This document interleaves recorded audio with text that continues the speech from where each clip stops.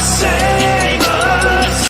Hey, how's it going, everybody? My name is Magnum Martel, and today we have to sit down and have a chat about something serious. So, unless you've been living under a rock, God bless your heart, you probably know about the Joe Rogan situation going on all over the internet. It's been a huge thing for the past couple weeks. Well, originally I wasn't going to touch this subject. I didn't want to talk about it. I didn't have anything I wanted to say about it, but I've since decided that, you know what?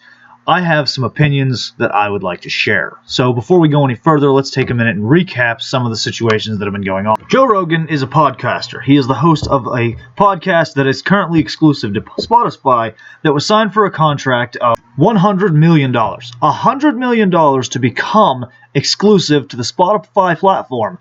A platform that has since shown Joe nothing but disrespect. But we will get into that. The podcast has over 11 million daily listeners, and Joe has a variety of guests, between doctors, psychiatrists, just internet celebrities, everybody. Joe is a very popular guy, and he hosts a very popular podcast. Now, I myself have never actually listened to an episode live, but I have gone back and listened to some of the backlogs, skimmed through them a little bit.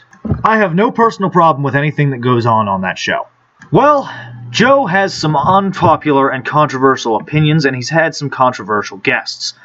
Things that shouldn't be controversial, but apparently are, and he's had some opinions on health and fitness, and I mean, look at the man. He is a fit guy. He's clearly extremely healthy, so whatever he's doing is working for him. But that's just one of those things that a bunch of people have gone, that's not healthy, it's not good for you, and Joe begs to differ. But with the fact that Joe has a lot of his own opinions comes the fact that he has opinions about the COVID-19 pandemic. Now, this is a very touchy subject, and I have to be very careful what I say here, because YouTube is a platform that basically, if you say the wrong thing when it comes to COVID, they will be on your ass like flies on shit. Either way, Joe's opinions on the entire situation, the treatments, the vaccines, the boosters, everything, are considered controversial for none other than what are obviously political reasons. We all know that this is an incredibly political subject, even though it really fucking shouldn't be. And because of his opinions and his personal preferences and his own viewpoint on the situation, people are pretty mad at Joe, and they've been trying to cancel him. It's gotten so bad that it has effectively snowballed downward into an endless spiral of no matter what Joe has ever done or said, it's either been taken out of context, it's been manipulated, it's been altered, or the fact that there's even a tweet of him saying the ever egregious N-word, to the point where people on the internet, like myself, who are freedom first people, are at the point where we're just going, you know what? Let's just destigmatize the word to save Joe's ass. It's bad. It gets really bad, and a lot of commentators in the space have been talking about it. I personally really didn't want to touch on this one. Although I've been paying attention to the scenario, I've been skeptical about whether I should open my big mouth. But after watching some videos by some of the other people in the commentary space, I mean, Optimus uploaded a 30-minute video. That's not something that he does very frequently. What the hell is even that? So of course I had to watch that one. I've decided that yes, the time has come that I finally chime in and share the things that I have to say. So anyway, between constant debates about his personal opinion and his personal views that he has shared about the COVID-19 pandemic and the treatments, the other things that people have been pretty mad about is the egregious use of the N-word. Apparently there was a compilation. I've seen it. I can't play it here, obviously, because YouTube will have a hissy fit to end all hissy fits. But basically, he said it multiple times, and probably my favorite one that they've been mad about lately is that apparently after a trip to Philadelphia, Joe said that it was like entering Planet of the Apes. So people have been going on that is racist. And look, I'm from Pennsylvania. I grew up in Pennsylvania. I have lived here the vast majority of my life. Let me tell you something. Philadelphia is a hellhole.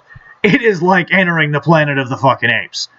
That's not because of all the black people there. It says it's like 43 or 45% black people or something. No. It's like entering Planet of the Apes because at any moment you're waiting for that guy at the hot dog stand who's giving you a dirty look to come over and try and beat you with a fucking banana.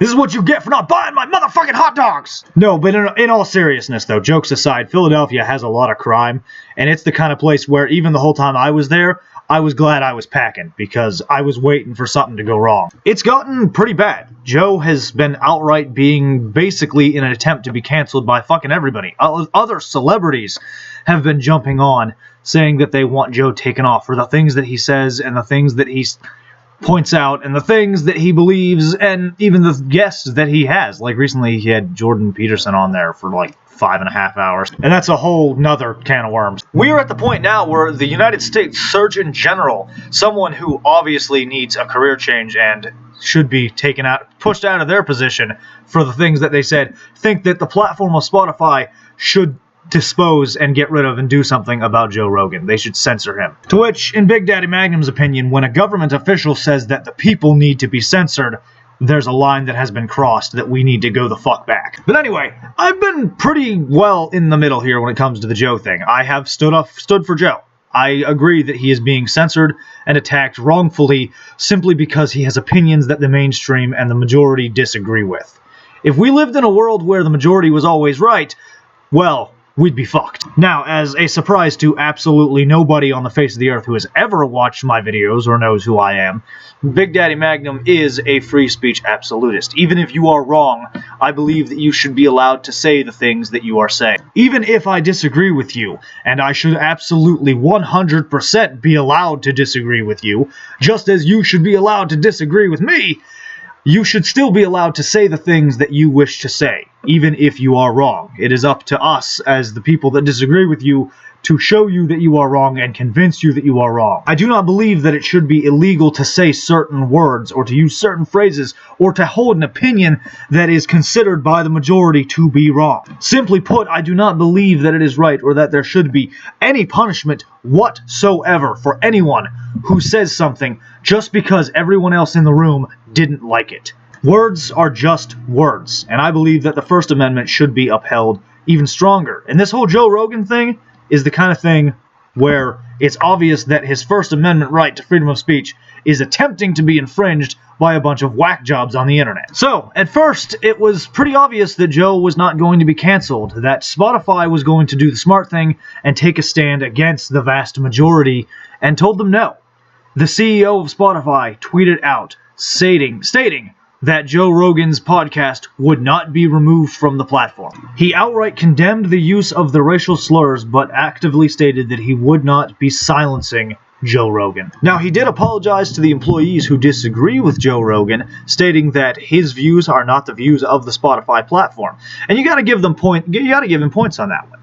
He not only apologized to the employees who didn't feel comfortable with having Joe around, but he told them too fucking bad. He makes us a lot of money, he's very popular. Just because we don't agree with everything he says doesn't mean we're going to boot his ass off the platform. If more companies would do this, cancel culture would lose. Every fucking time. If more companies would take that stand and go, look, just because you don't like what he fucking said doesn't mean that we're going to get rid of him, we wouldn't have any of these problems that we have here today. Our freedom of speech would not constantly be under attack. Celebrities like Neil Young have pulled their music from the platform over Joe Rogan. These are old 70s, 80s people that the whole point of the music back then was about freedom and the ability to express your own personal views. Obviously, these people, in their fame and success, have lost their fucking minds and have absolutely no idea what the hell they once stood for. They're hypocrites. And they're hypocrites because the money says you have to be woke and political and agree with everything that one side says. And you know what Spotify said to Neil Young and the other musicians who were pulling their music?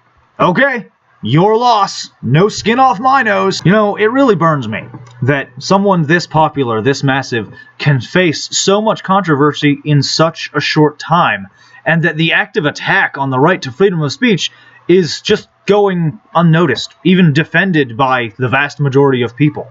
And I feel like this is actually kind of a good thing, because it has finally shown most people that yes, this is a problem. Yes, cancel culture is a real fucking issue. Yes, people are basically told you said the wrong thing, now get out. And that's not okay. And it's made more people willing to change their stance and go against it.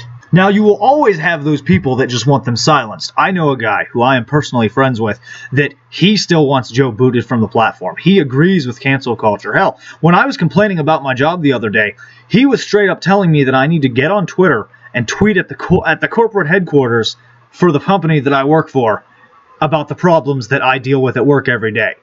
And I won't do that. I told him I won't do that. I'm not okay with that. That'd be cancel culture. Yeah, my boss is an asshole. Yeah, he's incompetent as fuck. Yeah, I can't stand him and I hate my job because of him.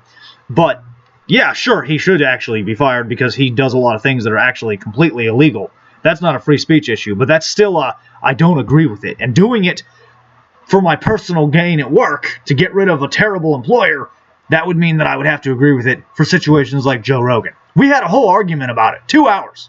We spent 2 fucking hours arguing about it. It got to the point where he stood up and stormed out of the fucking restaurant we were sitting in, and told me to go fuck myself. He's one of those people that he's so against misinformation. And again, not everything Joe says is misinformation, but because he might have said some things that we can verify might probably most likely be wrong, I don't even actually know, to be totally honest with you. There's probably a lot of it that he's right about.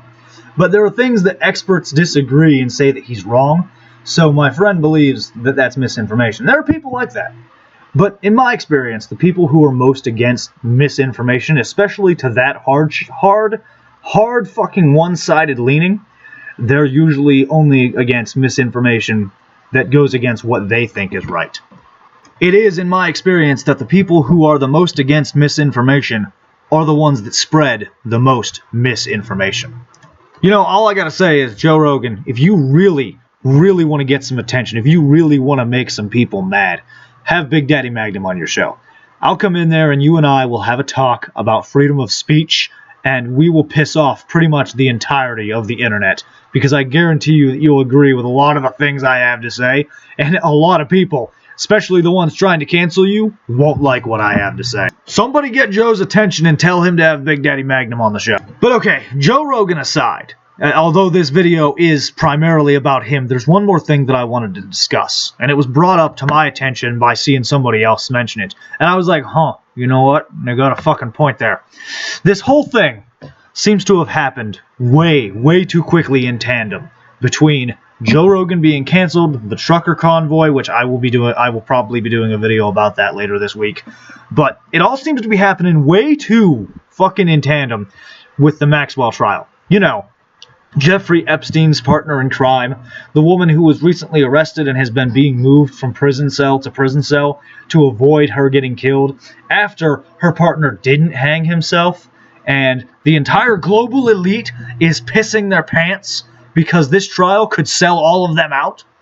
There's been no media coverage about that trial. There's been no media coverage whatsoever about her and the illegal activity that her and the global elite were involved in.